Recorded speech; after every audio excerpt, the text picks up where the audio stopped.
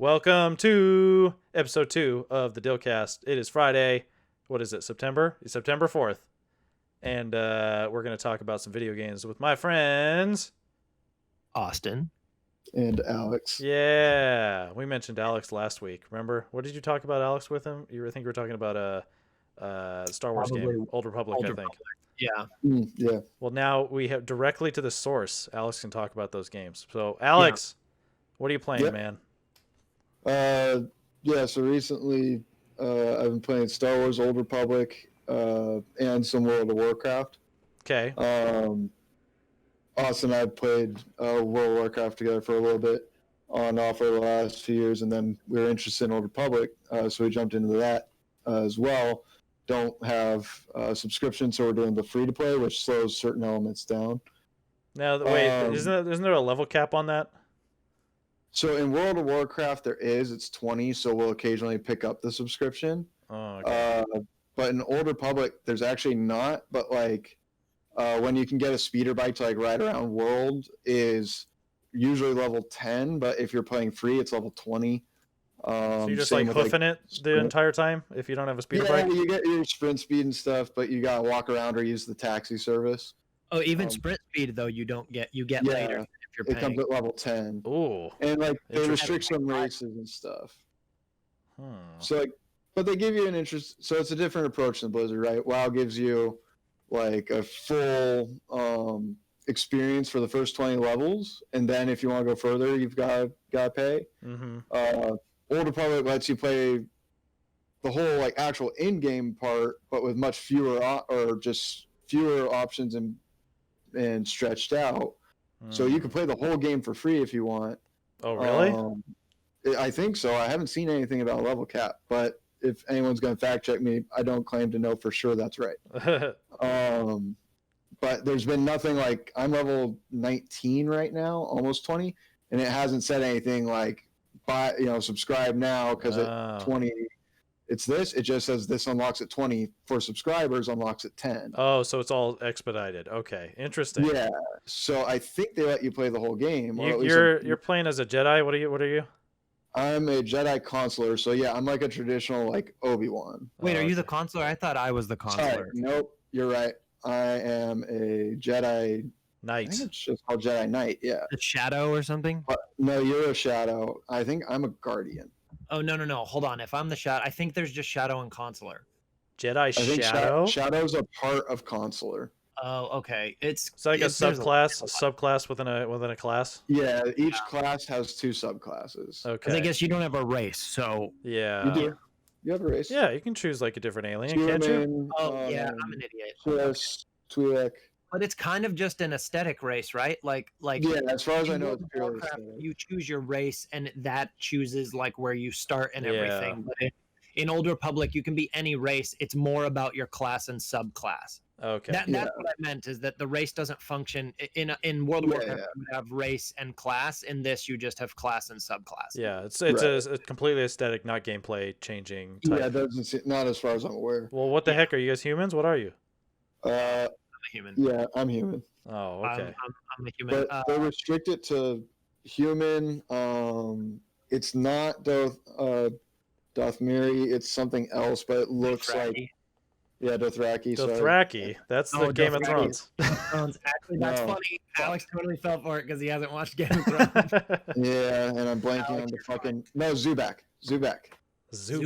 That's a Pokemon, Alex. I'm pretty sure. Right? No, Zubat's a Pokemon. Zabrak. Fuck, is it Zabrak? Zabrak is from Dathomir. That's Darth Maul's race. Fuck, yeah, that's it. God damn it. How dare you get your fantasy... Blanked on that, Alex. Zubat is a striker for Galaxy.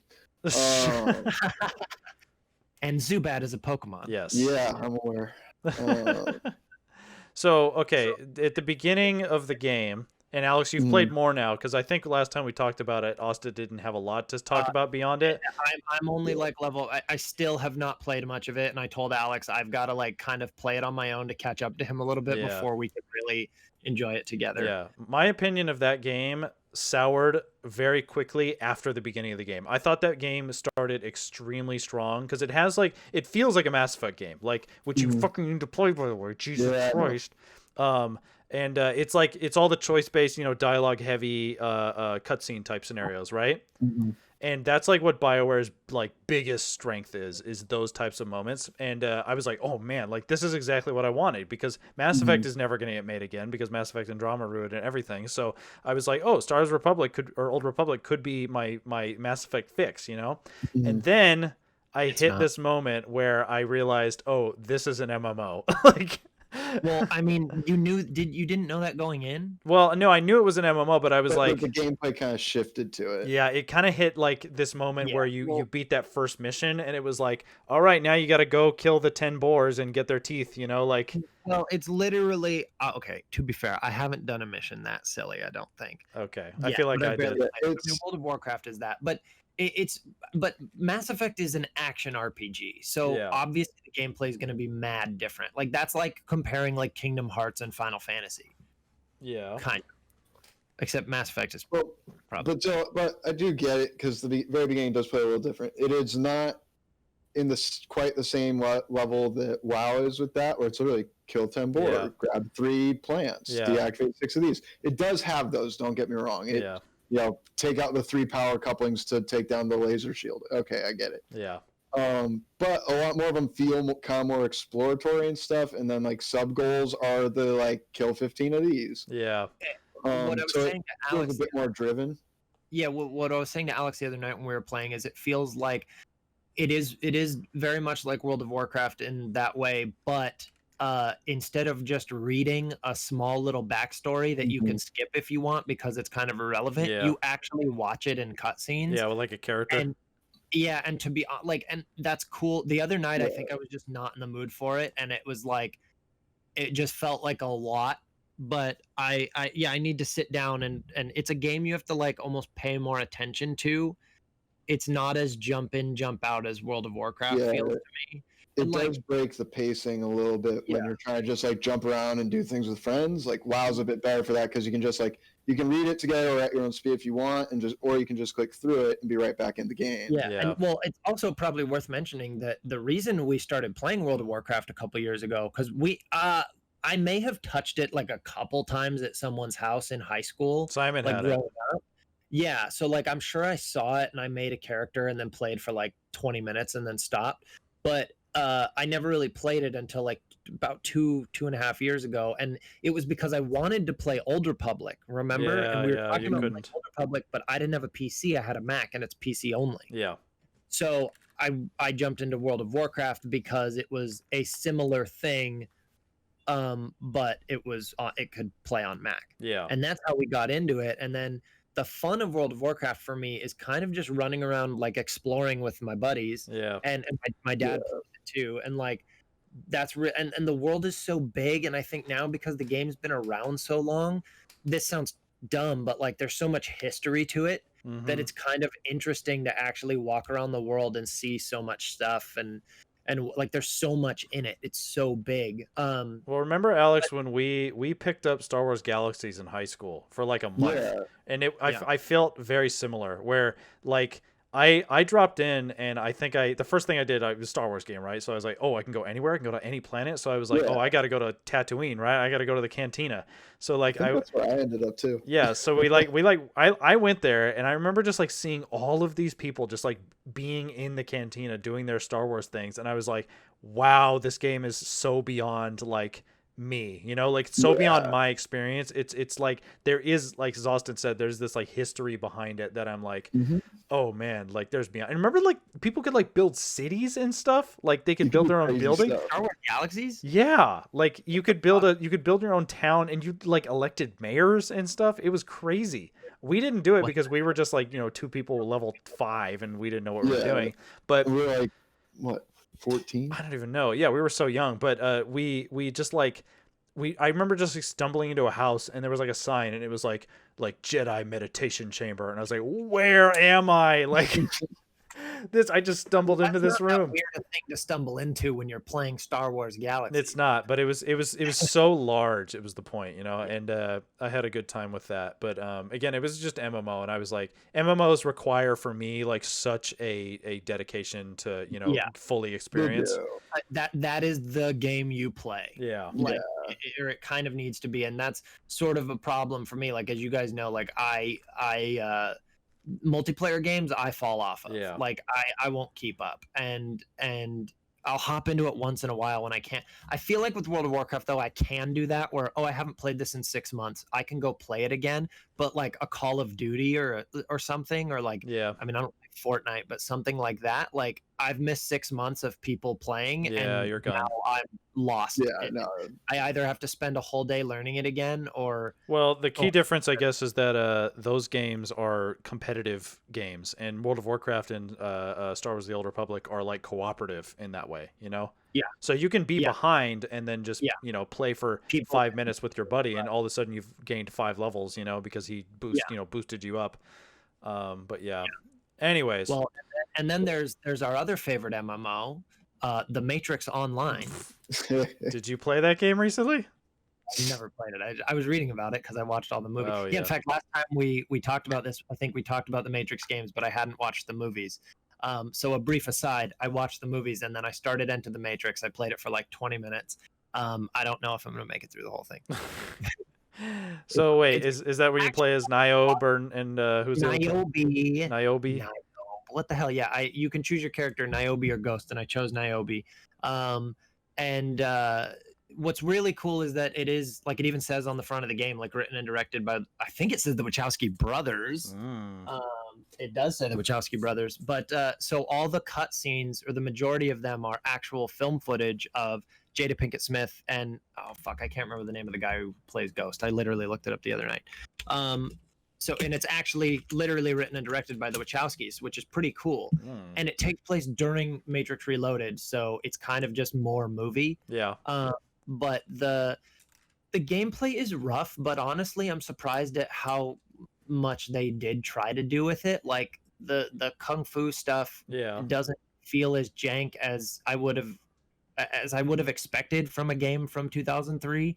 And some movie tie-in game especially, right? Because it's so easy. It's so easy to be like, oh, we're gonna make this movie tie-in game that is exactly like some other game that came out this year. Yeah. But I feel like at the time, I mean, I would have to like read reviews or what people thought, and I can look into that. But it feels like maybe for the time it was pretty ambitious and it was doing really cool things. But you know, that's just because I'm picking up a game from 2003 and expecting it to be different than it is. So maybe it was actually shitty and other games were much better. It might have been. I don't know. Anyway, I played it for a few minutes. That's the important thing. Yeah. It looks like it got a lot of EGM gave it 4.3 out of 10. Then it got a lot of C's, it looks like. Okay, so it passed, but it wasn't. You know, it didn't. Matrix, End of the Matrix did not go to college. It passed. It did not go to college. And Matrix Reloaded. Okay. Anyway, Alex, moving on. you are one of the few people I know that actually has a VR system, like you know, a full-on PC VR system, and you've been playing. So I played Super Hot VR recently. Yeah. This was a couple of months ago at this point, month or two. But yeah, so I have an HTC Vive. It's not one of the. They've got like a bunch of fancy ones now. They do. I just have the OG, and I haven't even gotten any of the like attachments for it. But I hadn't played it for a while. Then I finally got it set up and played it again. And I saw Super Hot had VR. I played the desktop one. I never actually finished it. Oh, really, Alex, I have to quickly interject. Every time you say the title, we have to say it super hot. Oh, okay. Super hot. It's you can't say it any other way. Super hot. Super hot. I noticed they had the VR version up. I was like, oh, I bet that game's dope in VR. And I was right. Yeah. It is. That is 100% how that game is meant to be played. In VR. Yeah. And it's interesting because that game wasn't originally VR, but it was it obviously the VR's version is just incredible. I haven't played it yet, and I've heard it's amazing. It is. So it's if you have a VR system, if anyone listening has a VR system, whatever, like it's worth picking up or playing because it just feels so natural. Like the respawn is so quick and it's organized. I forget if the PC one's organized this way, but it's organized where there's like 4 or 5 scenarios on kind of a similar like themed stage in between the kind of levels. Yeah. Like they're on floppy disks and you go through like 5 levels per floppy or whatever. And there's like 4 stages to each of those levels. But if you don't beat all 4 of them in a row, you have to restart them. Like all 4 stages. And so they're fairly short, you know. Yeah, well, they're supposed to be like little puzzles, basically, right? Yeah, exactly. So you respawn real quick, and it has almost a Celeste kind of vibe. Yeah, where it's just constant, like throw this, do that. This guy comes from here. Okay, so I do this, and soon you get it to where the 4th one's pretty difficult, but the first 3 just start becoming super easy. Mm-hmm.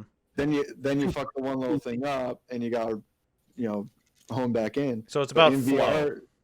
Yeah, you get into a flow as you learn the process for them, as you kind of have to repeat them. Yeah. But in VR, like the grab mechanic, in the throwing, and then like just the being able to truly aim, like not with your body, not just like your hand on a mouse. Yeah, like, the actual VR controller. Yeah, because I'm not very good at like mouse pointing, as weird as that sounds. Like. Well, it's mouse pointing is difficult for me. If you were, you'd be a professional, like Fortnite player right now. That's just like the way it is, right? Yeah, it's a skill. It's part of the reason I'm a tank in Overwatch and not like DPS. Yeah, I'm not very good at it. That's why I play as Farah in Overwatch, because she just it reminds me of here's a deep cut reference in the first XXX movie. That's the Vin Diesel franchise, not the first porno ever. But in the first Vin Diesel XXX movie, there's this really bad moment where someone's like shooting something with like a pistol, and Vin Diesel comes in with a rocket launcher and he says, "Think PlayStation, blow shit up." And I would never forget that, and so it pops into my head all the time. And that's it. That's what I'm. If I'm ever playing Overwatch with you and I'm Farah, which is probably every time I'm playing Overwatch, just know that that's what I'm thinking the whole time. Well, see, I play, and as you know, I play Mercy, like a hell of a lot of Mercy, so that's like the perfect combination right there, the pharmacy. Yeah, I have an app for saving money, and I made a health account to like save money for if something goes wrong with me, and it's a picture of Mercy like extending her hand. Oh yeah, I know that exact picture. Yeah. It's great. All right, so Super Hot's awesome. Alex, I need to put you on an official Dill Games assignment because you need to check out Half-Life Alex. Oh yeah. I was looking at that on Steam the other day, but I knew it was VR, so I didn't actually consider it. I can do that. Alex though, because he has VR. Yes. Yeah. You need to look at it because the things people say about Super Hot being like that is an incredible VR experience. I have heard like Half-Life Alex is the definitive virtual reality experience. Like that is what a VR game is. It looks pretty crazy. I was originally going to get it, and then for some reason I'm very hit and miss with when I'm on the VR. Like it's dormant, and then I'm like, oh fuck, I should check because it is super cool. Yeah. And I fell off it like right after playing Super Hot. I was like, damn, that was good. Like I'm chilling for a minute. Yeah. But I need to go back in. I need to see Alex because like I'm sure you guys saw the videos like dude teaching math in it. I didn't see that. Is it on the chalkboard? Is it on like the it's whiteboard? On glass. Yeah, he found a whiteboard marker or like a marker in game, and it's on like a broken window. And he's doing like Pythagorean theorem and stuff, and like just showing math. That's like, awesome. Actually showing his work.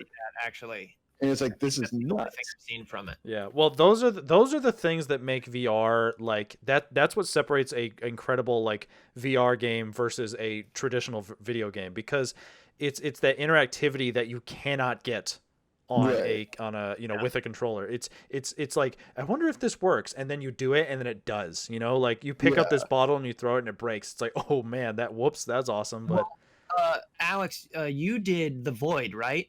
Yeah, Void is and awesome. Cody, remember we did it in Vegas. Yeah, that's right. And we did the Star Wars one, which I know you did. Alex. When we were in Vegas, we were kind of drunk. Yeah, we were. We weren't like super drunk though, because we purposefully were like, we're going to VR. We don't want to be. Yeah. I mean, when I say we were drunk, we were probably buzzy. Yeah. But we did the Star Wars one, and then we were literally like, we walked away from the Void, and I was like, yeah, they have this horror one, and everyone was like, well, why don't we just do it? And we went right back and did it again. Yeah. We did the other. That's awesome. And you know that was a good experience because Simon is like the weeniest horror person on the planet, and he was scared out of his mind, and he like screaming. Like Simon like fell over onto me at one point because something jumped at him, and Simon is like, I mean, I don't know. Simon's not like a weenie dude about anything. As far as I never would have expected that, and so.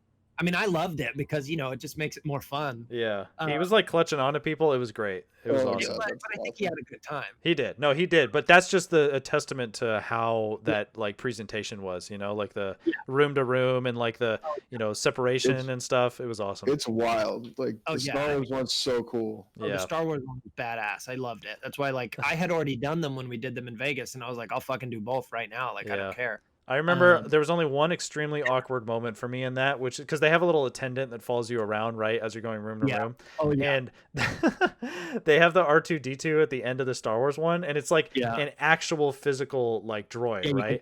And you can touch it. And I remember I reached out and touched it, and the fucking employee, he had his hand on the R2-D2, and I reached out and I put my hand on top of his hand. I was like, that is not R2-D2's hand. Yeah, that's awkward. Well, they have a K2SO. Yes, they do. Doing the thing with you. Yeah, he's huge. Yeah, he's life size. Yeah, he is. It's awesome. All right. Anyways, VR is cool. I wish I had a space to do it, and I wish I had because I have the PSVR, and it's cool, but it is not how you want VR to be. It's just not. Yeah, because it's light based. I played a PSVR. What's that game where you're like a bank robber? It's like a Jason Statham movie. PSVR game? Yeah, there's a PSVR game. I don't know what it's called, but you like it's a shooter. I don't know. PSVR. Bank heist game. Sorry, I'm looking it up.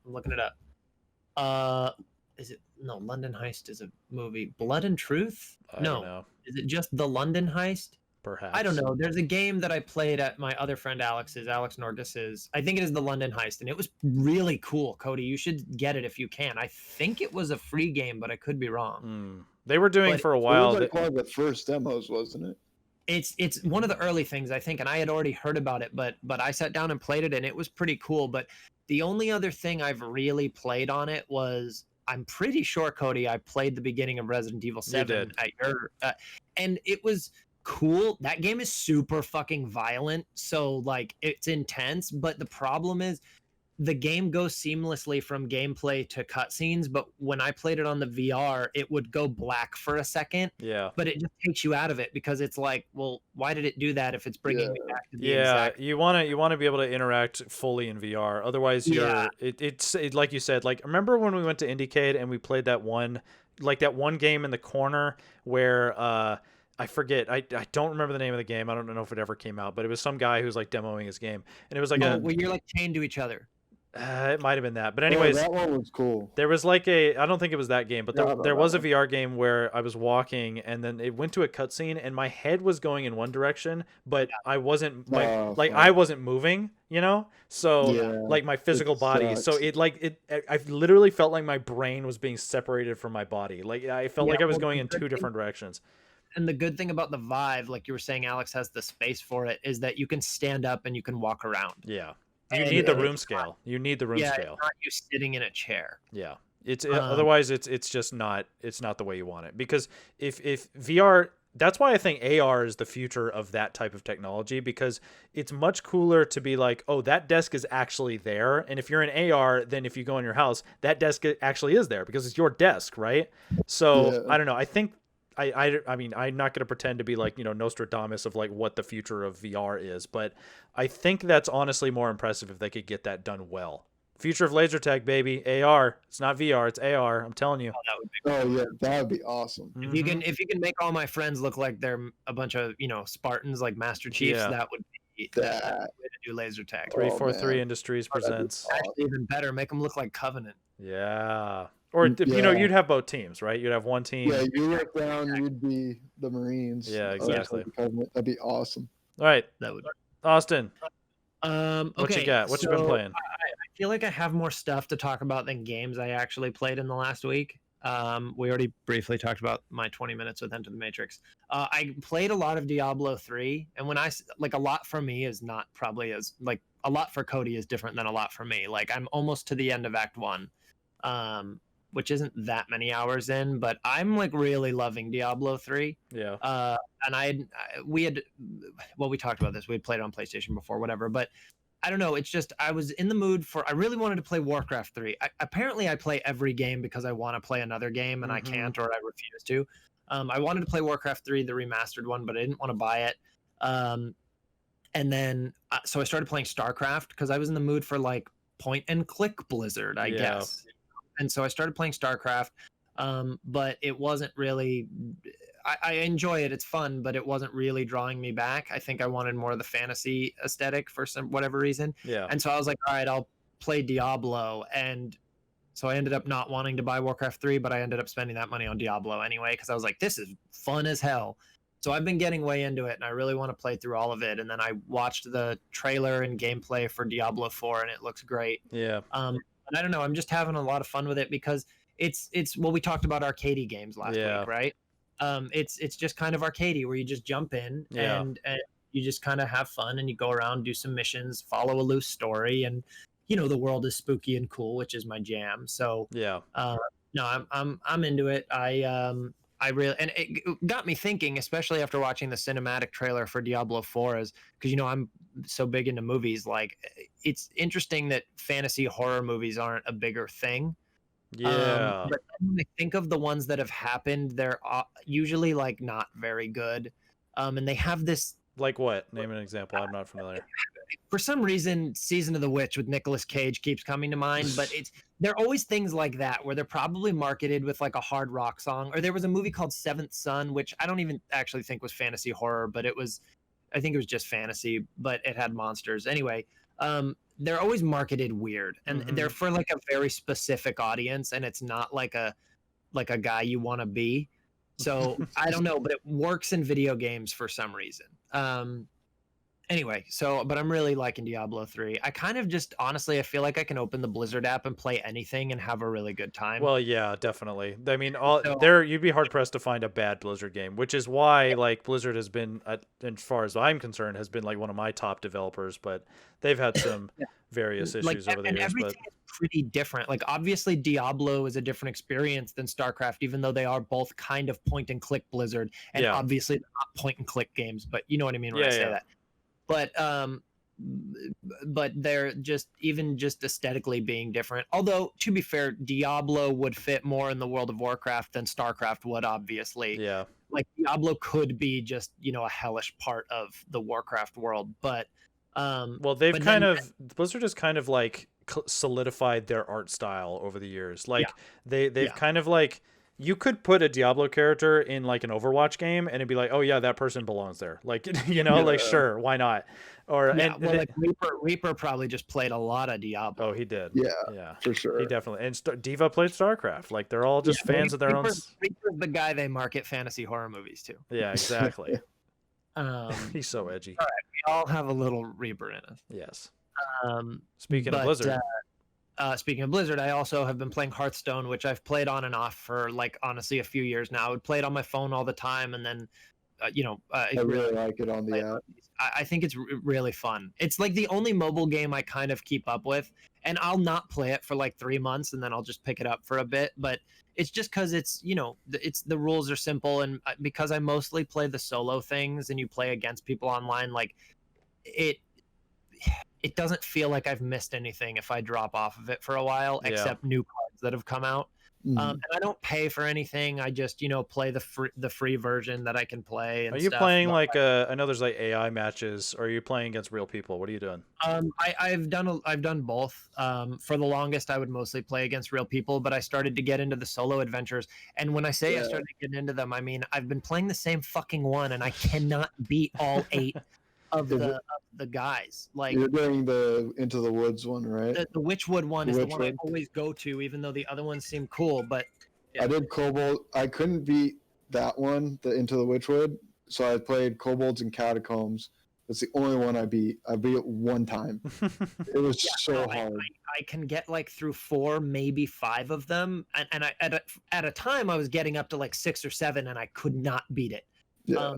It's so hard. Maybe I'm just I'm possibly just really bad at it, and maybe you need to buy packs. Well, No, yeah. because that's the thing. No.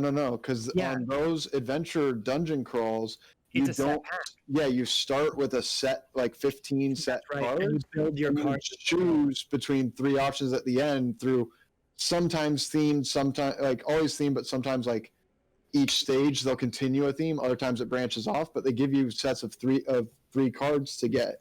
So you're actually deck building as you go. Yeah. So it's not reliant on having bought packs or what cards the game has. Mm-hmm. Yeah. Well, that's a good way. That's a great way to teach a player like to work with what you've got, right? Because and I've complained about this about Hearthstone, right? I've complained about how like you have it kind of is extended to that whole complaint about that common complaint we have about multiplayer games, which is like you got to keep up, otherwise you're going to fall behind, right? And I think that's a really good decision by Blizzard to allow that to be a way the player can learn the game, because it is like hard if you don't keep up. But if you can learn those strategies in a contained environment where they provide cards for you, then maybe that's less of an issue overall. Yeah. Well, also what I appreciate is that the game, like we'll call it the campaigns for, that's kind of what they are. You don't need to buy anything to play through them, because you can't use that stuff anyway to play through them. Yeah. And so I think that's why I like it as a mobile game, because you can buy stuff, but you don't need to. Yeah. And so the app is just very well set up with how it sits on simple. The screen on the side. Music is really good. Like it's just fun. I don't know. I just like it. I don't know. For me, like when I think about, we were just talking about how all Blizzard games are like a good time, and that's probably true for most of them. But for me, Hearthstone falls into that like that era of Blizzard where they were chasing other popular things and not creating like their own type of thing. You know, like Heroes of the Storm came out. I was gonna say Heart of the Swarm. That's the StarCraft thing. Heroes of the Storm, Hearthstone. These were all games that were like they were established genres, you know, and they just said, "Oh, we gotta capture that market because this is what PC players are playing now." And and then even Overwatch, honestly, like even Overwatch is kind of like that, because Overwatch is, if you break down what Overwatch is, it is Team Fortress 2. Like it is that game. But Overwatch, it came so long after Team Fortress 2, didn't it? It did. Like, no, it's decades. Like it's 15 years at least, right? Because Team Fortress 2 is mid 2000s, I think. Team Fortress 2 is 2007 for 2. Okay, so that's about 8 years, like right? 7, 8 years. 6 or 7 years. When was Overwatch? 2014? No, 2016. 2016. Holy shit! Really? Yeah. So it's 8 years or 9 years. Wow. Yeah. So, but anyways, it's that kind of era of Blizzard to me. And also, you know what is that for me? Like coming off of StarCraft being my favorite Blizzard game. It like that series just like fell. Like, you know, like if you looked at a graph of like popularity of these games, like that series was going down, these other ones were going up, and they were just not genres I was interested in, you know? So I was just like, oh, Blizzard, okay, this is not for me anymore. And then Overwatch came out and everything changed. But I probably should revisit Hearthstone eventually. I think one of the craziest things, you should. I like Hearthstone, but I think a crazy thing that you just allude to, or I guess we're all kind of the case for, is how Overwatch, being that big of a release, got them tons of new players hooked on all their other IPs. Oh, yeah. Whether you just hadn't played it for a long time or you never played it. Yeah. Like, playing everything. It's crazy how successful. Well, you know what? Honestly, was a very, very large part of Overwatch being successful as well. Was its push to consoles as well, because there were so many kids. Like, I mean, having worked in education the last 4 years, I can tell you, like, kids were jumping around to like Overwatch on their PS4s and Xboxes, and they were just like, they were talking about a Blizzard game, you know. And in 2016, they were talking about Blizzard games and playing Blizzard games, which for the most part, Blizzard extremely PC focused company, you know. Because I didn't even play Blizzard games for the longest time. Like I had Warcraft 3 growing up, but I didn't play them for the longest because I didn't have a PC that could run it. Like I just had my shitty MacBook Air for a while. Yeah, exactly. So honestly, I think that's why Overwatch like did that. And they put out Diablo on consoles. They put out Hearthstone is obviously on mobile devices. Switch didn't Switch announce something like some new deal coming with Blizzard? I know they have Overwatch now. Well, they have Diablo 3. They definitely have Overwatch. I thought there was, because some one of the major companies just like announced another game that they just put on it, and so it seemed like it was part of like a big deal. I'm not seeing anything. Yeah, that I don't know. Okay, maybe it was just because Diablo went right after Overwatch did. I assumed it seemed like a lot of their products might end up on Switch. Yeah. Well, I mean, perhaps it could have totally be some other company too. Who knows? Actually, but Yeah, Hearthstone could work really well on Switch because even just using it as it's a touchscreen. yeah, that's true. Which I always forget. I literally always forget that the Switch is a touchscreen. A lot of games are not designed with that function in mind. But Hearthstone and honestly, like a lot of mobile games could work really well on it. Yeah. You would have to be playing it mobile, obviously. Yeah. Right. Well, I think that's been a core design philosophy of Nintendo is that they don't want to make a game that functions better in handheld mode than it does on TV mode because they want you to enjoy it to the maximum capability on both ways, you know? So and also like sometimes sometimes you have to plug it in, sometimes you have to leave it docked or whatever to do various things. And I think it's like it sucks because it's like half a dozen of one, and 6 of another. So it's like, what do they do? How do they cater to both audiences? And sometimes they don't, sometimes they just can't. Mario Maker 2 does not work as well on a TV as it does because you need the touchscreen. I think. Yeah, but the touchscreen doesn't work as well because it's not a capacitive touchscreen. It's not like the Wii U. So, but it does function. It's just not as good. Yeah. But speaking of Switch, by the way, I think I mentioned last week that I got a Pro controller for Switch, but I hadn't used it yet, and now I have opened it and used it a little bit. Good controller. I don't like it. Nope. Here's the thing. Hold on. I don't not like it, but I feel like because my Joy-Cons are drifting. That's why I got the Pro controller. Because it was a little bit cheaper than the Joy-Cons, and I was like, well, I feel kind of dumb just replacing my Joy-Cons when I've been thinking about getting the Pro controller anyway. So let me get this so I can at least play my Switch. But it just sucks because I do play my Switch handheld so often.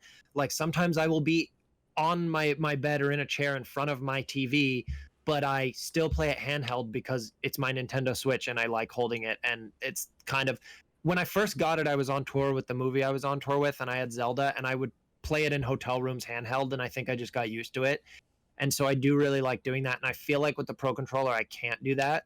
Well, you can't. You don't want to you wouldn't want to set up your Switch with like the little kickstand on the back and then use the Pro controller like that. Then you're like way farther away from it. And that's what I'm saying is I wouldn't do that. So that's the only thing, because I'm in a situation where I only have the Pro controller in a way that it works without screwing up. I don't like it as much because it feels like, well, am I even playing a Switch if I'm just using a typical controller? Like, yes, you are. That's the there's beauty this of it. weird element of that where like I don't like the feel of it as much, but the controller does feel nice and it is responsive. And I think I probably just haven't played the right game with it where I'll be like, well, I'm glad I have this one. Yeah. Well, you were talking about playing Breath of the Wild. I cannot imagine playing Breath of the Wild so consistently on mobile. Like I literally cannot imagine that. Oh, I mean, that's how I played the majority of it. Well, you haven't finished it, so maybe that's telling. Breath of the Wild is one of the few games that I played mostly on TV. I do handheld for most games. Yeah. Like I don't know, but I think I have a couple Resident Evil games on Switch that'll probably be good with the Pro controller. Resident Evil Revelations 2 and stuff. But there is this feeling of like I'm not really using my Switch the way it was kind of designed to be used. No, that it's designed to do both. That's my whole take, is that you can do both.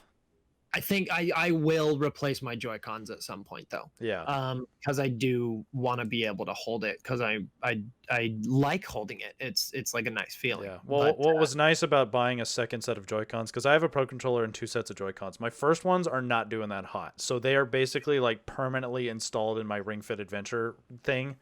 And so my other ones are just sitting on my Switch. So if I do need to take it to the go, I can still use it, and they're brand new. But 90% of my gameplay on Switch is through on the TV with the Pro controller. And I actually have 2 of those controllers too. So I'm loading up on controllers, baby.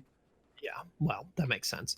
But yeah, anyway, those are my thoughts on the Pro controller. It is a nice controller, like you've said. It feels really good in your hands and stuff, and it is. It feels sturdy. Like I agree. Yeah.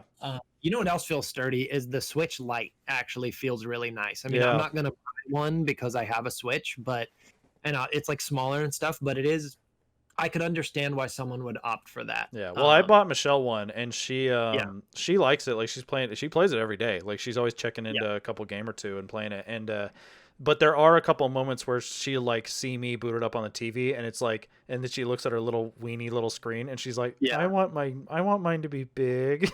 Yeah. No, I get that, but they do feel nice. Like I think it just helped Target or something like a year whenever they came out, and I was like, whoa, this is cool. Here is a deep concern that folks have about the Switch Lite, which is the Joy-Con are drifting for you after about 3 years of use, 3 or 4 years of use. Well, the Joy-Cons, you can't remove them on the Switch Lite, but they're the same technology. It's the same piece of hardware. So in about 2 or 3 years, you're going to get people, they're going to have drifting issues. And what do? You have to replace the entire thing. You have to. Yeah. So that does suck. Yeah, that's a big thing. Why I think I understand why you'd want a mini smaller version of something, because you take it to go and it's easier to move around. But the Switch is already extremely portable. The thing that stuck out to me about it, like I wouldn't want it because it's smaller. I would probably always opt for the regular one, but it does feel sturdy because the Joy-Cons don't come off, and it does feel really nice. Yeah, like the Lite is a good size. I could understand someone like loving it. Yeah. I mean, but I love the regular Switch. Yeah, me too. Anyway, what do you got, Austin? You talking about Tomb Raider things? Well, okay. So no, I had those tweets that I really liked, that I thought were interesting, because I like the Tomb Raider games. I've always liked the Tomb Raider games, like since I was a kid. The first system I had was a Sega Genesis, but the second system was a PlayStation, and like the original. And the reason I got it was I had played Tomb Raider at like my mom's coworker's house. Like their daughter had it, and I played Tomb Raider, and I was like, I need this game. This is so cool. And so I'm always there for Tomb Raider games.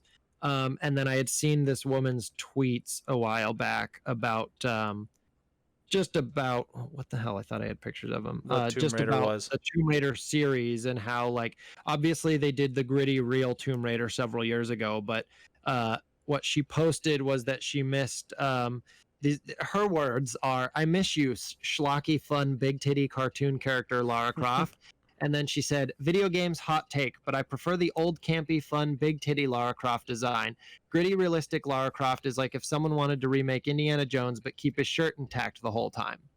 And then she said, taking that a step further, the ideal modern gen Tomb Raider game would feel like you're playing through the cover of a schlocky old Pulp Fiction magazine, except the ripped shirt cover boys trying not to get killed by chimps and pirates are replaced with big titty Lara Croft. I like it.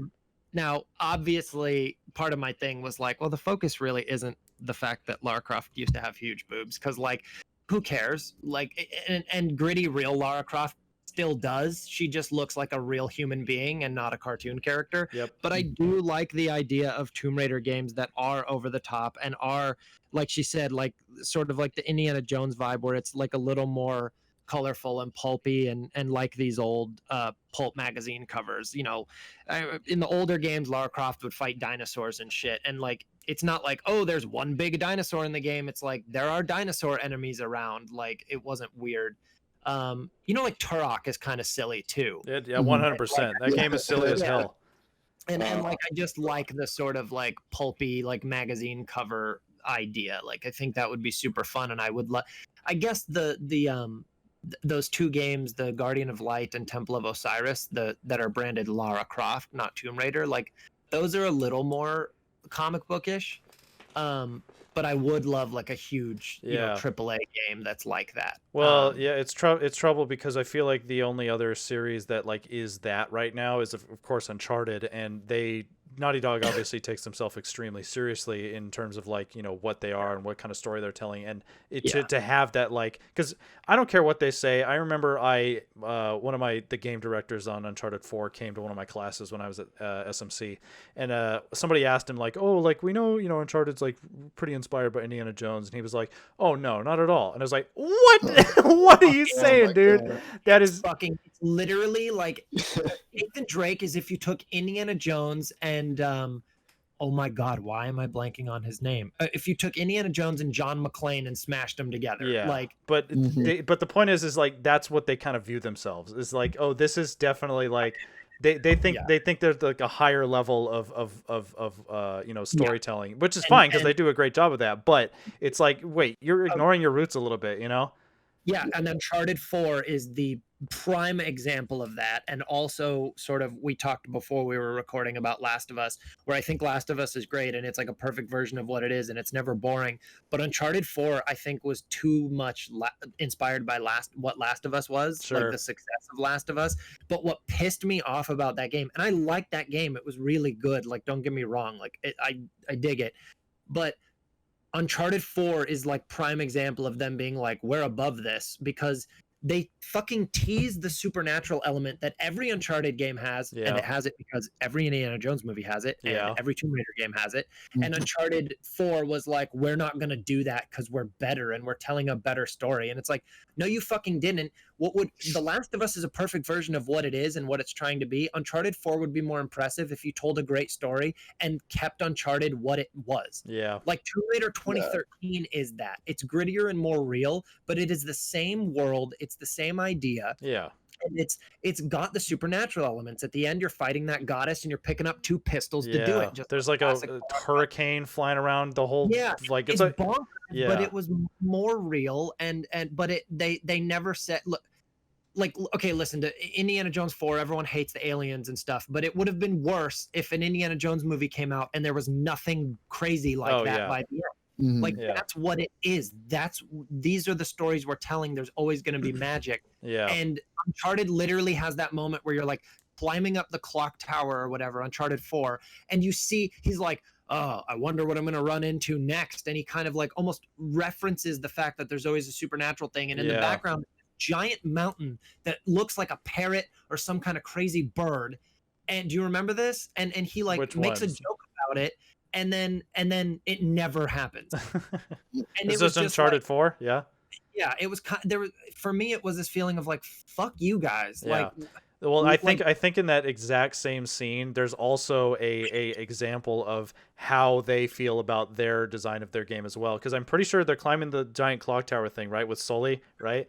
And then I think there's a moment where like Nathan Drake is like, oh man, this is a beautiful view. And then Sully's like, yeah, let's take a moment to take this in. I was like, oh, I just imagined like a flash of like Naughty Dog offices, like animators and like 3D modelers just like jerking themselves off. Like, oh, look at this, look at this view. Oh, it's so good. Oh, like, guys, come on. And like, you know what's better than you pointing out the view is me playing the game and just stopping because I realize how great it looks, and you don't need to say anything about it. Like, and I understand that those games, that just kind of actually takes me back to what I was saying about Last of Us is a great version of what it is, and the games that were super inspired by it, even Uncharted 4, which is made by Naughty Dog, maybe lean too far into like what made Last of Us kind of different. Yeah. And lean too much away from sort of like what Uncharted is. Swashbuckling like crazy, even though it's about pirates. Uncharted literally ends with a sword fight, doesn't it? So it does. Swashbuckling. I liked that fight though. I thought that was a cool aesthetic fight. Uncharted 4. Like Uncharted 4 is good, but I was very it was just kind of a letdown of like, oh, you guys think that to make something better and more serious, you have to make this not what it was. You have to remove fantasy elements in a way. And I don't like that. I think because I also sort of believe in the idea that like, okay, I say there's no stupid ideas. Of course there are stupid ideas, but it's not so much about the idea being not stupid as much as how you execute it. Like, you can take something stupid and execute it really well, and I'll like it and not even think about how dumb it is if you really thought to. That's Hot Rod. That's the movie Hot Rod. Okay, but Hot Rod, no, Hot Rod leans into being stupid. I don't think that's like, okay.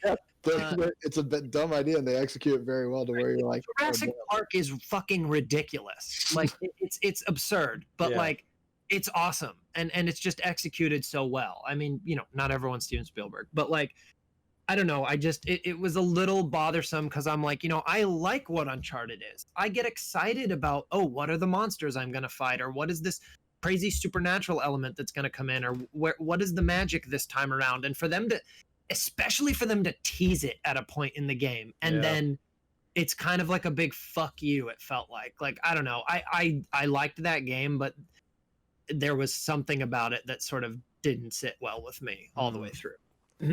Well, I tried to replay it recently, but I was just like, this is not the kind of experience I want to play right now. Like, Yeah. it's very fun and it's very good, but it's just like, I don't know. Because I was trying to get that, because I beat Last of Us and I was waiting for Last of Us 2 to come out, and I was like, oh, I want to play more Naughty Dog games to kind of get my fill of Naughty Dog, and then I started playing that game and I was like, I'm good. Also, Nate's brother is annoying as hell. I hate him. Yeah, there were a few things about that's him though. Like, that's his character. He's supposed to be like, oh a god. lot of people said that it's not my favorite Uncharted game. I love part 2. Yeah, 2 is my favorite. Solid. But anyway, that's I would love a Tomb Raider game that sort of maybe lets itself be a little more silly and pulpy. Yeah. Important news: you can get the original Turok on Switch for $20. Yes, I have it. That's honest. It's awesome. I bought 2 games when that game was released. I bought 2 games from 1997. One was Turok, and the other one was Final Fantasy VII. I'll let you guess which one fucking rocks and which one does not. Cody likes Turok. Turok is tight. Turok isn't even really like, oh, Cody would love this game, but you just don't like Final Fantasy. Final Fantasy VII is so not something you would like that you loved Turok. Yeah, no, Turok was a good time. It was just like it's just absurd. Guys like shooting bows at you and shooting guns at you, and you're just like fachoo, and like this thumping like tribal beat. It's just like dum dum dum dum dum dum dum, and it's like, oh hell yeah. Because I think I played Final Fantasy VII first, and then I was like, okay, this is so slow, and like, and then I popped in Turok, and it started, man. Like, I was just like shooting dinosaurs and shooting guys with like all sorts of stuff, and I had this awesome tribal beat. Oh man, it was a good time. Well, that's something we kind of touched on last week, was action games, like from the past versus now. Like, if you go to an action game, especially like PS2 era, like we talked about James Bond games and stuff, and you look up a walkthrough on YouTube and you click, every 3 minutes you will probably see a character, guns blazing, with crazy shit happening, like action. Nowadays you'll see like cutscenes, you'll see characters talking, you'll see a story taking itself very seriously when maybe it doesn't need to. And like, that's something when I'm thinking about buying a game, sometimes I'll look at a walkthrough, I'll click through it, and if I mostly see menus, I sometimes am like, I don't want this. Like, and that's not true, because like, you spend a lot of time in menus in Resident Evil games, but it's, you know, and games you do need menus for, I understand, to like do your stats or your equipment. But sometimes it's like overboard, and I'm like, you know what, just throw me in. I in the last several years I've really enjoyed games where I'm not tweaking things and upgrading things. It's like, this you have, just go do it. And there's something to be said about games like that. It's because a lot of games these days have like think about, you know what, okay, this is the game that ruined everything. You guys ready? The game that ruined everything was Call of Duty Modern Warfare, because that's the game that introduced RPG elements into 1,000 different other genres, because all of a sudden we're progressing with a gun that you can get this attachment with, that you can get this skin with, that you can get this perk with, and then every single fucking game, even Halo, because think back, Halo 3 came out. Halo 3 was literally gonna say Halo was that type of game where it's like, here's an assault rifle, go. Here's a battle rifle. Halo 3 was the last game in the world and swap, but you didn't have a loadout. Halo 3 was the last game like that, and then Modern Warfare came out, and it changed the scope of every game after that.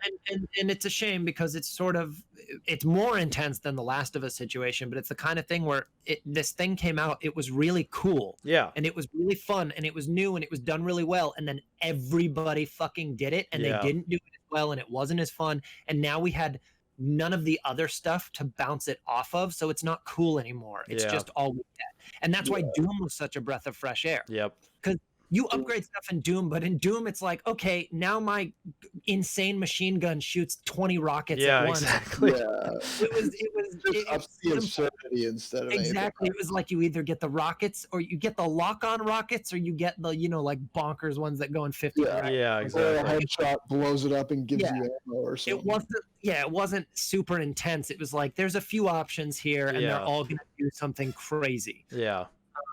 Definitely. But that's why, Doom's 2016, I mean, definitely one of the best games I've had in the last 10 years, like, for sure. That game is so fucking good.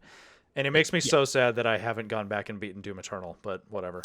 I haven't either. And I liked it. Don't get me wrong, like, it's fun, but yeah, I don't know. It wasn't quite as fluid, it felt like, Yeah. as Well, I tell you, the worst parts of that game were the moments where they explain the game to you. Like, remember when Yes. like bosses would show up and all of a sudden, like, it's like this epic cutscene with this like fucking mutilated, like half corpse, half robot guy comes out of the floor and he's like, "Rah!" And then the game pauses and it says, hey, this is a fucking marauder or whatever, and this is his weak point. Shoot him with this weapon. And then I feel like I was thinking back to the last game, Doom 2016, and I was like, I feel like that never happened. And like I forget which game it is, but there's a game with a tooltip, during a loading screen that's, I think it might be Doom actually. I don't remember, but there's a game with a tooltip that says, it says, oh, like, can't beat this enemy, just shoot at it until it dies. Like, I think that might be Doom. But yeah. that's the thing. Shoot at it until it dies, but also if you go into the fucking menus of Doom 2016, you can read about every enemy if you want to. Oh yeah, it's there if you want. Literally, like, the spirit of Doom 2016 is that opening moment where he looks at the pad and it starts telling him the story, and he punches it, picks up a gun and shoots a demon, and you just go. Exactly. And so the fact that Doom Eternal kind of didn't do that all the way through, like, what the hell, guys? Yeah, exactly. All right. Anyways, I'm gonna talk about my games that I've been playing real quick. So I'll run through these because half of these I've been playing on my channel. But so Bastion, I picked up Bastion because I really want to play Hades, which is Supergiant Games' next game coming out. It's in early access right now, but I feel weird about playing it in early access because I feel like I want to see the final vision of what a game is, Yeah. Which maybe that's not the point. But anyways, I wanted to run through the series, and Bastion. Ooh, Bastion is a good ass game, man. Bastion is like, Supergiant has like such a great ability to create a world in such short amount of time. Like, it reminds me of Mad Max, right? It's like the world is not explained to you. It just goes, right? Yeah. And then but there are moments, it's like Doom 2016 where it's like, oh, if you want that shit, you can go and find it, the bits of lore are there. But Bastion that game is so fun, and it's I think I've purchased it like 10 different ways on 10 different consoles over the years, because I definitely bought it on my Xbox 360. I have it on my Switch now. I have it on my computer. I have it on my PS4. I have it on my arcade machine. Get it on your phone. You can get it on your phone, like that. And also, wait, is Hades not out? No, it's an early access still. Oh, because it says initial release December 6th, 2018. Yeah, that's the early access. Oh, it's not out yet. They just announced that it's releasing hopefully by the end of this year. Okay. But I've been reading that Hades is the best Supergiant games they've ever made. So I'm like, ooh, I want to play that. Yeah, well, I played Bastion a long time ago, and hopefully this little fact here will drive you as crazy as it drove me. But you remember Travis? Oh yeah, no, you've told me this before. Yeah. At the pizza place, and Travis was playing it on his phone, I think. Which, whatever. I mean, I wouldn't do that, but whatever. That was the only way he could play it, and he was playing it on his phone. And I'm sitting there as he's playing it, and I'm like, "You don't have the volume on." Mm-hmm. And he's like, "Well, yeah, no, I don't care about the music or whatever." I was like, "No, Travis. Like, the whole thing of that game is the narration." Yeah. Like, what do you mean? Have you been playing it with the volume off the whole time? And he's like, "Yeah." And he turns it on, and the guy's like mid sentence, and he's like, "What the fuck?" And I was like, "You didn't know that Bastion had a voice, like a narration the whole time?" I had no idea. I've never played it with the sound. I was like, "You're a psychopath." Yeah, the narration in that game is so incredible. Like, it's systemic in that it like talks about exactly what's happening, which is awesome, and it's just cool as hell. Like, the guy who voices him is amazing. Like, the writing is incredible, and he wasn't listening with the music, period. And the music is so good. Oh my God. Transistor has an incredible soundtrack. Bastion has an incredible soundtrack. Pyre has an incredible soundtrack. Their guy, Darren Korb, is their composer, is so good at that. Would you recommend Bastion or Transistor? First time playing a Supergiant game, I'd do Bastion first. I have played Bastion in the past, but not all the way through. Okay, You would do Bastion first, and then my question is, on PC or Switch? It doesn't matter. I would play it with a controller, though. Oh, okay, really? Yeah, because the Bastion especially, you could get away with Transistor without a controller, but I would not want to play Bastion without a controller. Not at all. Yeah, it's definitely gamepad type game. Because it's basically a twin stick shooter. You know those types of games where like the old arcade machines would have one that would move you, and then one would shoot. Yeah, it's basically that. Yeah, like a twin stick shooter. Yes. Yeah, I have a game that's really fun called, and obviously it's up my alley, Tesla versus Lovecraft. Yeah. And it's a lot of fun. It's just a silly twin stick shooter. It's very colorful. And then I think they actually just came out with, Tesla Force, which I think maybe it's multiplayer. I don't know what the big difference is, but it's like the new one, and you play as Nikola Tesla, Mary Curie, H.P. Lovecraft, and Mary Shelley, and you're blasting cosmic horrors back into I need to buy this game. This rules. But they're like super cartoony. You should look them up. I think I have Tesla versus Lovecraft, I think, on PS4, and maybe I have it on Switch. Yeah. I like it that much. I thought it was a lot of fun. But yeah, Tesla Force, I need to pick up. That's crazy. Yeah, no, I like six shooter. So okay, maybe because every time I see Bastion in the store on Switch, I'm like, I should play that again. But I think the thing that kept me from picking it up was that I assumed it was really long, and I just looked it up on my favorite website, howlongtobeat.com, and it's not that long. only 6 hours. It's not that long.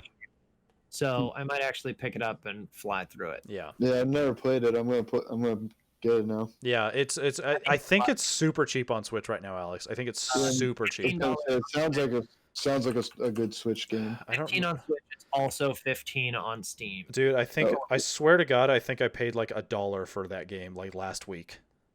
Yeah, it was stuff is on sale all the time. Yeah. So anyways, I'll just put it on the wish list and wait. Highly recommend that game. Anyways, yeah, it looks really cool. Me and Simon also we played Halo Master Chief Collection the other day. We played Combat Evolved, and Halo, I mean, goddamn, Halo is the shit. Like that game. I played the first level a couple weeks ago. It's so good. Like it is like a quintessential video game. Like if you're talking about like, GOAT video games, that is on a list there. Yeah. I can't wait to play the entirety. I don't want to talk about it, Halo very long because I want to, I'll play that game through on my channel. But anyways, Master Chief Collection is really cool. Are you?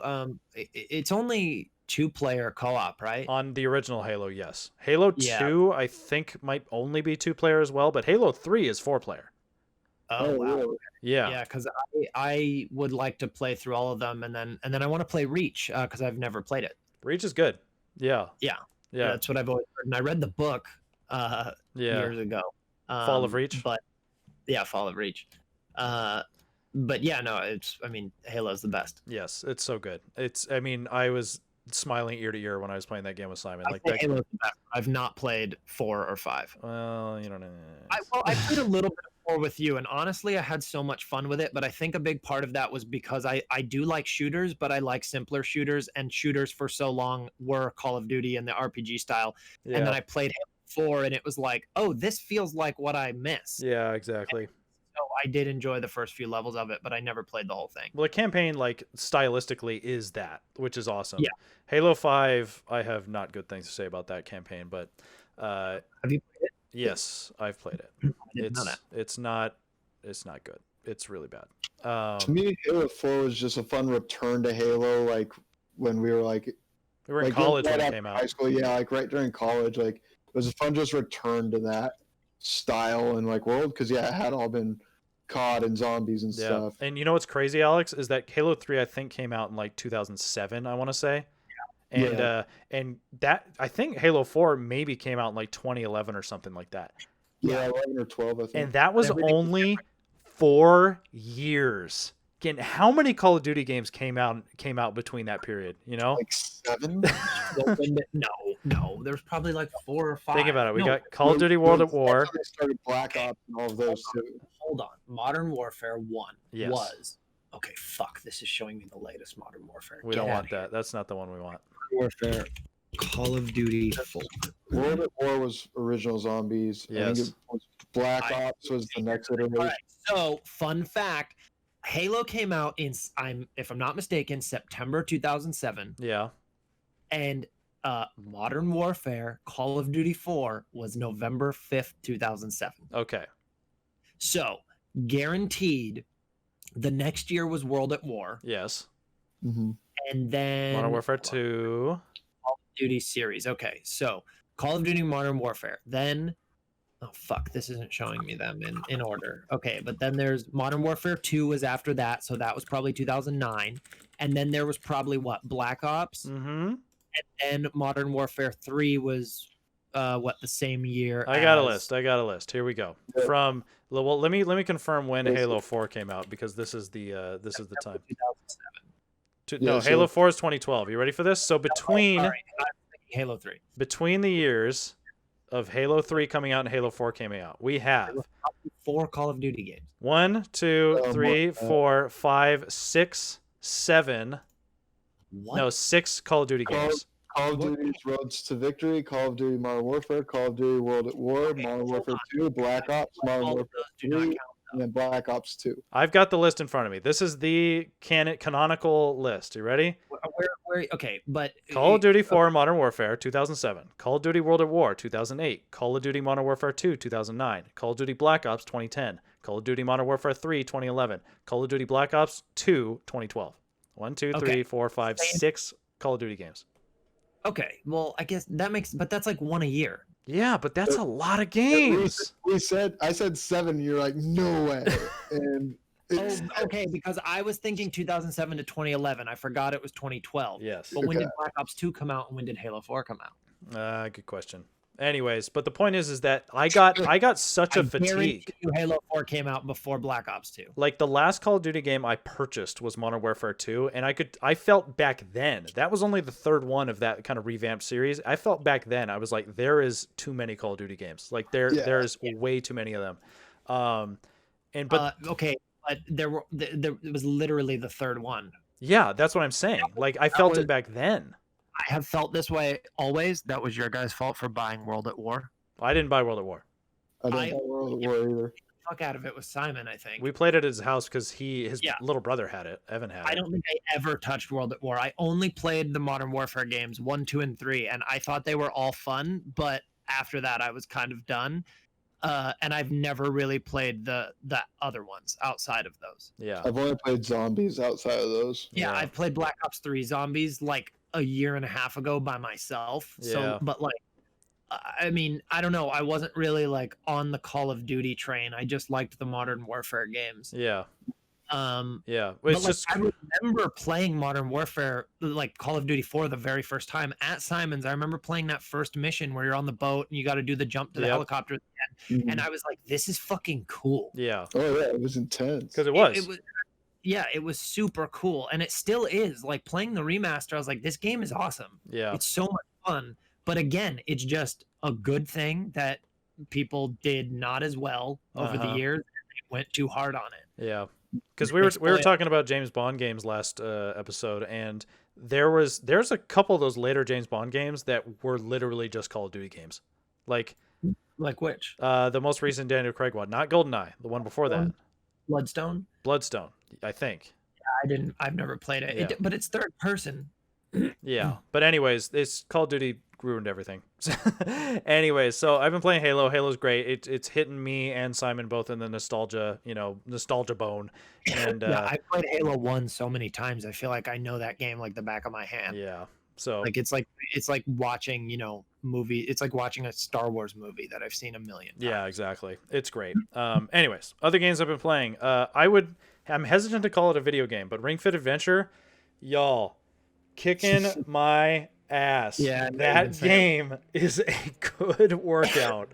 It is very, very hard, especially if you do it like the hardest difficulty that you can kind of put it up to, and you can go beyond what I kind of qualified for. And oh my god, I'm like sweating like a motherfucker when I play that game. It's pretty good. Like I like the setup of like how workouts are kind of rolled into you, like how you play it. The ring like is the goofiest thing on the planet, but oh my god, I'm like, I want to throw that thing across the room when I'm done with it, because I'm just like, this is the hardest fucking thing to squeeze 150 times in a row. But it's pretty good. So especially amidst quarantine where you can't go to the gym and you've got limited space and stuff, Ring Fit Adventure, not a bad move, not at all. It's pretty cool. Also, I booted up Mario Kart Tour yesterday, because we'll get in the news section when we talk about the Mario Direct, because there's a little challenge where you have to you get these Mario pins if you do all these challenges, and one of them is play Mario Kart Tour. That game is not good. That game is really bad. It's the mobile Mario Kart game. Yeah, it is not. It's literally like the worst type of mobile game where every single possible thing is locked behind a premium currency, you know? And it's just to earn things otherwise is so slow, and it is such a slog, and the game isn't fun to play with to begin with. So it's like it's Nintendo. What do you expect? I know, yeah, they're so bad at making games, right? This Nintendo company. Anyways, they Mario Kart Tour is not a good game, but I will play it, and we'll talk about news because of one other thing. Also, this morning I played Super Mario All Stars, which is just got put out onto the Nintendo Switch, which is not the 3D All Stars, not the one they just announced. It's the original one that came out in '93 on the Super Nintendo, and it's basically just a remastered version of the original Mario Brothers, Mario Brothers 2, Super Mario Brothers 3, and the Japanese Super Mario Brothers 2, Super Mario Brothers The Lost Level. And it's good. It's cool. There's a little weird wonky physics stuff where if you jump and hit a block, like, okay, when you hit a block in Mario Brothers, what does Mario do? What do you mean he bounces back down? Exactly. You know what happens in this game? What? You keep going. You keep going. Yeah, in the original Super Mario Brothers for Super Mario All Stars, you jump and you like the momentum doesn't go back down. You keep going up. That's weird. It's super weird. As like a mechanic? No, I don't know. I think they just failed to emulate it exactly the way it was, you know. But it's definitely not right in certain physics aspects like that. But it's still cool. Like if it was your first Mario game, sure, like it's fine. It's cool though because they have like different versions of like different Mario themes, and there's just little tweaks on the music that kind of like, oh, this is a little different. I kind of like this. But it's cool. It's free also if you have Nintendo Switch Online, so which you all do. So you just go play it. Well, so wait, this hasn't been on there for a while? It came out yesterday. Oh, I'm so confused. I thought you could play the older Mario games for a while. Yeah, but this is so this is the Star Wars VHS remaster of Mario Brothers. Oh, okay. So I know exactly what you mean when you say that. Yeah, okay. This is the re-release that came out in the early 90s that is now, that was a collection, Yeah, and that's why once we get into news in a second, that's why the 3D All-Stars game is so cool because it's the modern version of this game. Yeah. Mm-hmm. So, speaking of, we're going to switch into news. I have pulled like 4 or 5 different news articles. We're going to talk about them really quickly. The most important one, which just happened yesterday, I know all y'all are excited. Nintendo announced the Super Mario 3D All-Stars game for the Nintendo system. It's awesome. You thought it didn't exist? I didn't think it existed. I was so I tend to not having confidence or not having or thinking that something will come out is not what it is. It's just me saying like, I'll see it. I'll believe it when I see it. Right. Like I'm not going to put my hope in like the thousands of different rumors that Nintendo always has about video games, because 90% of them are not true. Actually, fun fact, there was this rumor of this Star Fox Racer game that was supposed to come out like, a year or two ago. It never existed. Do you know why that rumor was a thing? Star Fox game. The rumor of that game was a thing because Nintendo created the rumor to weed out leakers in the company. Oh, wow. Because it wasn't being made, and they were like, oh, we're tired of people leaking our shit. So they were like, hey, this Star Wars Racer game is coming out. And they told like a dozen people, and then they found out, who leaked it because it was like, oh, this is a thing. And then obviously it wasn't. So they're notorious like for leaks like that. So point is that I was like, I don't want to put all of my hope. But Cody, it's Nintendo. What did you expect? I know. So they came out 3D All-Stars game. It's out in 2 weeks, and it looks awesome. And every game should get announced 2 weeks before it's out. I love that. It makes me happy. It makes me even happier when they say, hey, it's available right now. Yes, exactly. Well, I think a lot of companies don't do that because remember when they released the was it the Dreamcast or was it some Sega game or some Sega console? They said, hey, it's out now, and it was at E3, and then it sold like nothing. Oh, yeah. No, I totally understand. I mean, someone like Nintendo, though. They could probably get away with it.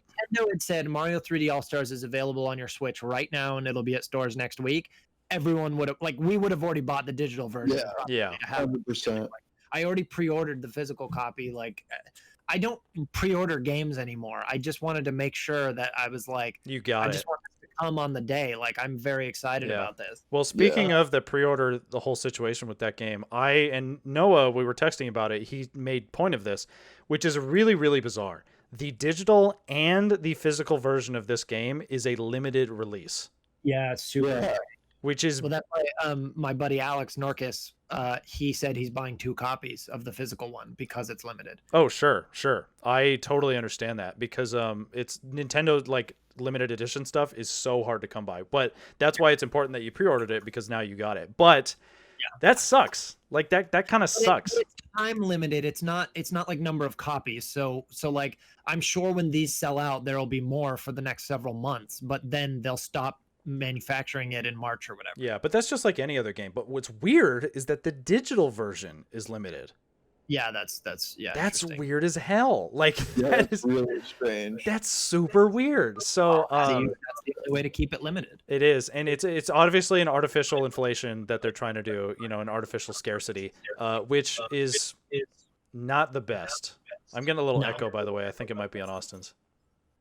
What? I'm getting echo when I talk. Yeah, there's some echo.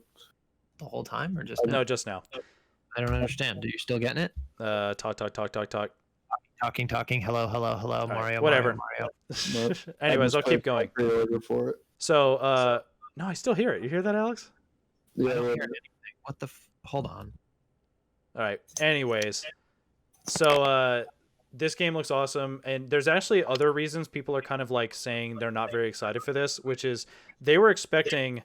Like when they talk about like a re-release of a game, everyone thinks, oh, we got to come out with like the remaster, right? Like, oh, this is the reversion, like the redone version, which cool. If they do that, cool. But I don't know. Part of me thinks I want to experience like what the game was, you know? Yeah. I it's a little bit of, speaking of the Star Wars VHS special editions, that's kind of what remasters are. And they fix certain things and they change certain things. And it's not really the same. It's not always the same experience. Yeah. But also when they do a graphics update and everything and it is the same experience, people get pissed at that too. Yeah. You really can't win. I honestly think it's probably better just put the game out the way it was. Yeah. I mean, I'm assuming Mario Sunshine and Galaxy will be in HD, which they weren't. Yeah, before. they weren't. Yeah. So, I mean, that's all I need, truthfully, because they're going to look fine, especially Galaxy. Yeah. And like Sunshine looks good too. Is it what it is at this point? Like you don't want to do anything with 64. Yeah. I mean, it would be cool to itself. play 64 in a style that looks like Odyssey or even Sunshine. Sure. But but Sunshine is the evolution of what 64 was, and Galaxy is the evolution of that, and Odyssey is the evolution of that, and it's okay to see that progression. Yeah, and I want to, and it's also a nostalgia thing, right? Like that's what these are. These are nostalgia baits at the end of the day. Yeah. And like I want to play the game the way it was. Like I just want to play the game the way I experienced it. And there's something magical. Like I tell you, when I unlocked in Super Mario Odyssey the skin for Mario where you can turn into Mario 64 Mario, oh my god, like I was freaking out. Like it was so perfect. Like there's something special about it's special about the art style, right? Like it was a limitation, like they only had so many polygons, but it is the art style, you know? And it becomes, this is just what it looked like. Yeah. So it's not bothersome that it looks older because that's just what it was. Yeah. So that's kind of how I am with older movies. I never get bothered, but there are very few examples of me being bothered by, janky special effects, but often it's because those special effects didn't even look good at the time. Yeah, that's true. Yeah. But anyways, I think it's a little I'm a little upset that people are like, oh, they're charging $60 for 3 amazing video games. Like, how dare they? Like if they come out for 20 each, no one would complain. Yeah, exactly. So I don't know. I'm super excited for it. I think it looks awesome. But anyways, there's also another game I want to talk about that because I'm like one of the only people I know that have played this game because I was like one of 2 people that I knew owned a Wii U. Super Mario 3D World is incredible. That game is so good, and nobody played it because nobody had a Wii U except for me and like 2 other people. And I'm so glad that game is coming to Switch. I've been waiting for so long because I want people to play that game because it is killer. Like it's a better version of Super Mario Galaxy, and it's because it's those condensed linear type level experiences, and it's just got like God, the soundtrack is so good. Oh my Yeah, God. I haven't played. I'm kind of excited to play Mario Galaxy because I've only played it a little bit, and it was weird when I Yeah. played it. I was like, and I didn't get enough time with it to like figure it out. Like I literally think I played it for like 5 minutes at someone's house, Yeah. maybe yours. But it did seem strange the way the levels were set up, where you like walk in a circle around a miniature planet or something. Yeah, well, like, that's the it's gravity. super odd. Yeah, it's definitely super linear, which is not like Sunshine and not like 64 is, you know. But this Yeah. game, Super Mario 3D World, was designed. I feel like it was designed with that in mind, and Yeah. it feels so much more well executed, and I fucking love that game. Like that game is I'll so probably good. check it out when it comes. It's in March, right? February, I Yeah. think. Oh, February, well, February 12th. I'm very excited about Mario Sunshine because I didn't have a Nintendo 64, so Yeah. Mario Sunshine was my first like 3D Mario experience. Yeah, In fact, I think it was. I don't think I. Yeah, I never touched Mario 64 until it was on the original DS. DS. Yeah, I'd played it, but I never owned it on my 64. yeah. Yeah. That game is good as hell. So I'm Yeah, excited. I'm Mario fine with my 64 is first one super too. fun. But Mario Sunshine does have more nostalgia for me. Sure. And I am very excited about it. Like Mario Sunshine fucking rules. Yeah, that game is good. And when is the Luigi anniversary? So we get Luigi's Mansion and Dark Moon on Switch. I don't know if they're gonna ever do that because because the 3DS they had they put the Luigi's Mansion remake on the 3DS and stuff. Yeah, But well, they're gonna do it. dude, Don't worry. Luigi already had his year. When was that? Year of Luigi. Yeah, it was probably like 30 years of Luigi. 35. 2013 was the year of Luigi, Austin. You already missed it. Okay. Hold on. Literally, look, 30-year anniversary since his first appearance of Luigi. Give it 3 years, there will be a 40th anniversary. Wait, hold on. How is there a 35th anniversary of Mario this year? But Because Luigi didn't. Luigi. Well, have you considered the fact that Luigi's a bitch? no. Okay, first of all, rude and not true. Second of all, no. What I'm not isn't this year the 35th of Mario? Yes. Then how was the 30th anniversary of Luigi's appearance in 2013? No, it was. That's not. It was that was the 30-year anniversary since the first appearance of Luigi. That was in 2013 because they came out in Mario Brothers game. I understand that. That's what I'm saying. All right. is- Well, hold on. I just Googled Year of Luigi, and on the Nintendo Fandom Wiki, the first video that's linked Right. next to the Year of Luigi is a video entitled "Luigi Does the Harlem Shake." I see that. That's 2013, Cody. Everyone was Harlem shaking. No, what I'm saying is the year of Luigi was the 30th anniversary since the first appearance of Luigi Yes. in 2013. So this year would be the 38th anniversary of Luigi's appearance. What is this 35th Mario anniversary? I'm not No, understanding. no, no, what no. that It's the 35th of Super Mario Brothers releasing, not Mario's original appearance. Okay, that's what I was not understanding because Yeah. I was like, wait, Luigi was before Mario? Hold on a No, minute. Luigi, he's a weenus. Luigi is tight. What the hell? Okay, we got to move on to other Mario things because Luigi's Mansion is we're not awesome. talking about. It's not the year of Luigi. We already had this conversation. It's Mario's time. It's Mario. Give it 3 years. Mario time. That's what he says when you beat a level in New Super Mario Brothers. He goes, "Oh yeah, Mario time." I know. I've played it. It's Mario time. All right. So Okay.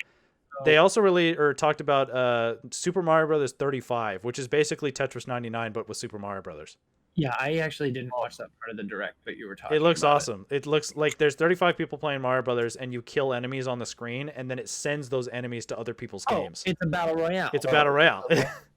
Oh, that's actually really cool. Yeah. Alex, That's super Alex, cool. you played a lot of Tetris 99, right? I love Tetris 99. Yeah. So you're gonna love Super Mario Bros. 35. Looks awesome. Yeah, Tetris 99 is fucking awesome. Yeah. Tetris 99 is the best way to play Tetris. It's so good. Yeah. Yeah, well, hold on. There's that one Tetris game that I saw, I think in a Donkey video that looked super cool. Tetris Tetris Effect. Yeah, it looked really cool, but I haven't played it. Yeah, I've heard a lot of good things about that. I think it's really expensive on PS4. Yeah, I think it's a fully priced game. I think it's $60. I have to play Tetris with a D-pad. Like, Oh yeah. I can't play Tetris with the Pro Controller. I have to play a handheld. Yeah. No, that Tetris. Yeah, that game is cool. All right. Also, they did you guys see the little real Mario Kart IRL type thing? The toy Yeah, they made? Tetris Effect is $40. That's expensive. Yeah. Yeah, I saw the video footage, but I was skipping through a little bit to try to look at the 3D All Stars thing. Yeah, so it looks awesome because it's if I was a kid, I forced my parents to buy me this. Like, obviously, I'm not gonna buy it now because it's gonna be way too expensive and it's a silly little toy. Now. I'm not gonna buy it, but anyways, it's cool because it's like you kind of make your own little tracks around your house and you drive around with the cart and you can look on the Switch, you control the cart with the Switch. Oh, that's really cool. Yeah, and then it basically has a camera on the Mario Kart, like on the physical toy, and you see that. So it's like AR. Yeah, and you see that toy like through the or you see the camera view through the Switch, and you control it and you drive around, and there's like people throwing shells at you. It looks awesome, but I ain't gonna get it. But it's cool. You said that now. They also had this silly little Game & Watch thing, which it's cool if you're like 45 years old and you played the Game & Watch, but I'm not going to get that. It's just another little silly gimmick, to buy. We'll love it. All right. So, that's the Mario Direct. It was awesome. So next, Rocket League. News for Jake, who's not here. I know Jake would be very excited. We were talking about Rocket League last week. Jake now has this. I know, that's what I'm so upset about. I'm so mad that I quote unquote bought him Nintendo Switch Online. Yeah. So Rocket League will no longer need Switch Online to play, and it's also going free to play. Period. Oh wow. Which is cool because that's awesome. Yeah, because they bought it 3 times, so they felt they could, just hang out now. I know, right? I've purchased it on my PlayStation and my Switch, so they've gotten me, double dip right there. Yeah, I've got on both of those and my PC. Yeah. I think the only game I own that many times is I have Resident Evil 4 on PS2, PS4, and Switch. Yeah. And I would buy it again. There's a few games that are like that for me. I think I own like 5 copies of The Legend of Zelda: Ocarina of Time. Well, I guess I have several Halos, but well, not really, because my Master Chief collection I only have because I have the Game Pass. That's true. Anyways, Rocket League is a great game. I'm glad it's kind of succeeding because it's been out for a while, and I'm glad it's kind of. It's 4 years old, 5 years old. Yeah, at least, right? Might be older than that. Yeah. But I'm glad it's succeeding because that game is really cool. Yeah, 2015. Yeah, it's 5 years old. Yeah, it's awesome. So good news for Jake. Too bad he's not here to celebrate, but whatever. Yeah. Anyways, next, Alex, you missed all the Skullgirls drama, but basically, I have no idea what's going on. Yeah, it's there's all sorts of sexual harassment and all sorts of other stuff. By them or against them? So the basically the leader of the company, a guy named Mike Zymont, he originally said he was going to step down from the company, Lab Zero. Is there a streaming service? No, they made a game called Skullgirls. It's a fighting game. Oh, okay, got it. So, anyways, he is a piece of shit, and then he said he was going to drop from, leave the company. So instead, he said, "I'm not going to drop from the company. I'm going to fire every single person on staff." Yeah, that's crazy. Awesome. So, okay. Yeah, so he's doubling down on the piece of shitness, which is incredible. It's almost respectable, It's an amazing business decision. Yeah, but they're looking to hire a whole company. I know. So it's almost respectable. Like, I can't believe someone would be so fucking evil, Yeah, like old. Yeah, like that guy's legitimately a villain. Like, oh my god. But what's crazy and really sad to me is that I really liked what I've played of Skullgirls, but what this tells me is that we're never going to see another Skullgirls game or more content from it again, because all of those employees are not working for that company anymore, and then B, they're not going to all get picked up by the same studio, So they're all going to go their own separate ways because this guy's a piece of shit, So it's really sad. Like, and you can't recover from that as an independent company, like an independent developer. So it's really sad that like that's the fate of Skullgirls, is this guy being a piece of shit and being an asshole. So fuck that guy. That's all I got to say on that. Well, yeah, that guy sucks.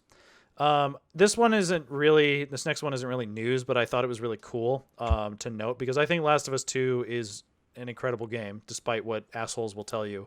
And that game is probably the best looking game I've ever played. Like, Naughty Dog continually makes new games that are better looking than the prior one, and it's amazing, because I thought Uncharted 4 was like the best looking game I played, and then Last of Us 2 came out. I'm like, oh my god.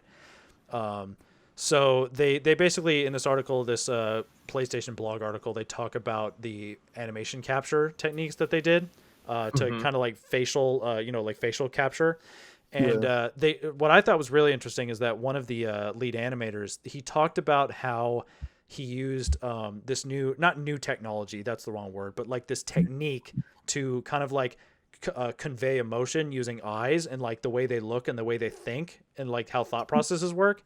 So basically what he would do is that like if Ellie's standing in a room and she looks at like a hammer on the floor or something like that, like they basically like programmed in like Ellie's facial recognition or like facial technology to like look at the hammer and then like blink and then like look at like up towards her head like she's thinking for a second, you know? Like it was like a way to convey like a thought process, you know, which is an insane way to think about developing a video game. Because how much did you ever notice that playing Last of Us? No, but it's that level of detail that they put into their character models that makes it so real, you know. Like they said, I think they said there was 15,000 hand animated facial facial, you know, reactions to things, which is insane. That's an insane amount of things. So I was really impressed by that because that game looks phenomenal. And, you know, the animators, they're probably like worked their fingers to the bone on that game. So props to them, you know? No, I still need to beat it, obviously, but what I played of it looked incredible, especially because I played Last of Us 1, like literally I think I beat Last of Us 1 in the afternoon and then installed Last of Us 2 and started playing it that night. Yeah. And so it was like very striking to go that, you know, quick from one to the other. Yeah, and that was the remaster you were playing, right?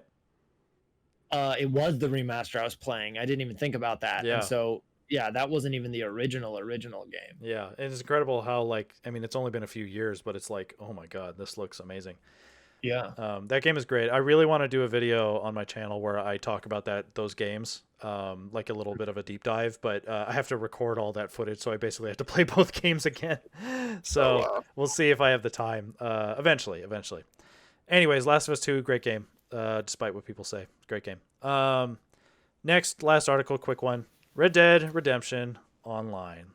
Alex, we played it very briefly. Yeah, for like maybe 2 or 3 times for like a total of 3 hours. Yeah. What did you like? Not because you didn't play. Did you play GTA Online at all? Yeah, I've played some. Okay, so coming from that and knowing what that is, and then looking at what Red Dead was, like, what's the what's the difference between them that you think is most glaringly obvious? It was just empty. Yeah, definitely. There weren't many people around, and there wasn't much going on. I think just the naturally slower pace of the game is going to lead to that because you're on horseback, you're not in jets and cars and stuff. So it's going to always be hard to find each other anywhere unless you're in a major town. But also, just I don't know. There was nothing there to grab. There was nothing to do. Yeah, GTA it kind of doesn't matter because you even if you start just bare fists, you just start beating people until a cop shows up. You beat him. Yeah. You get a weapon. You jump in a car and you go start doing GTA things. Yeah, like the irreverence of GTA is almost the draw to it being an online game like that. You know. Yeah. In theory, the same should work for Red Dead because it's the same mechanics. I could start bare knuckles and work there, but it just doesn't. Yeah.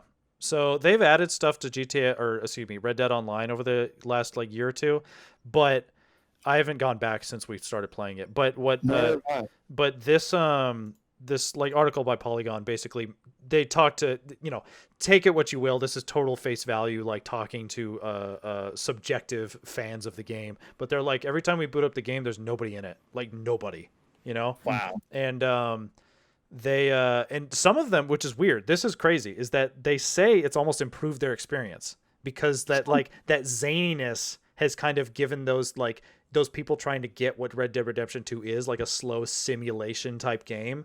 Right. It's basically allowed them to play the game the way they want, as opposed to having somebody like fucking fly a jet into your house like in GTA, Yeah. So I think it's like we said, I think it's just like the irreverence of GTA doesn't necessarily translate to Red Dead Redemption very well. Yeah, no, and I didn't play much of single player either, but once I stopped trying to just be like, I'm going to sit and play this game, and I started using it as a bit more casual, like, oh, I'll play 20 minutes here, I'll play 40 minutes there. did enjoy the game more. Yeah. I'm never gonna finish it. It's way too long and big. Yeah. But I did like it a lot more as a casual thing like that. Whereas GTA is like, let's do this for a couple hours and just go crazy. Yeah. Well. And it makes sense that might reflect in its online component as well. Yeah. Well, it's too bad because I was hoping Red Dead Online would pull me in. Unlike Red Dead Redemption 2 didn't do rather for me. Right. But yeah, it's okay. I replayed Red Dead Redemption 1 about 4 or 5 months ago. Ooh, that game. Ooh, that's a good ass game. Anyways, that's all the news I got. That's all the news I got. That's all we got. Oh, I've got. So yeah, this is episode 2. We did it. I made it. I mean, we made it. Hell yeah. All right. Well, thank you, Alex, for being on the show. Yeah, no problem. I can't wait for all 10 of the people that listen to this to give me feedback 10 on people listen to the first one? I don't know. I need to check actually. Let's see. Do you want to be like you want a live disappointment stream right here? Yeah, I would love that. All right, let's see. Let's see how many people played it. I got to log into SoundCloud real quick. Oh, this whole thing was live? No, it wasn't live. It was recorded. I need to upload it's live it. disappointment. He's going to tell you, and you're going to feel it in real time. All right, you ready? Yeah. In the last 7 days, I've had 7 plays. That's pretty solid. Yeah. Well, you get more plays on your videos, though. I do, but it's okay. I'm not worried about any of that, to be honest, at all. I don't care. Like I'm not letting that be a driving factor of me wanting to talk about games or wanting to talk about all this shit at all. Like I just want to, like I said in my intro video to my channel, I just want to trick my friends into interacting with me. So there you go. I got you. Well, tricked you. Damn, it worked. Speaking of which, are we playing Diablo? We should play Diablo soon. Oh my god! I cannot play right now. I really have to do some stuff before I could hop into a game. Yes. I need probably at least a couple hours. I need to eat food, Alex. I mentioned earlier I hadn't eaten anything today. I still haven't eaten anything today. Yeah, you need to eat. I've got to do some editing. We should regroup later for Diablo. Yeah, I might be able to. But so text me when you're thinking about it. But I don't know. I don't know if I'll be able to You tonight. guys are the ones with shit to do. I know. What? You're the ones with shit to do. Tell me when you can. Oh yeah, no, I know. Yeah, I don't know. I guess I will let you know if I can. As of right now, I'm not sure if I can, just because it is so much later in the day than I intended to get started. Alrighty. Well, no worries. Anyways, guys, thank you for participating. Yeah, I'll talk to you later. Bye, guys. Bye.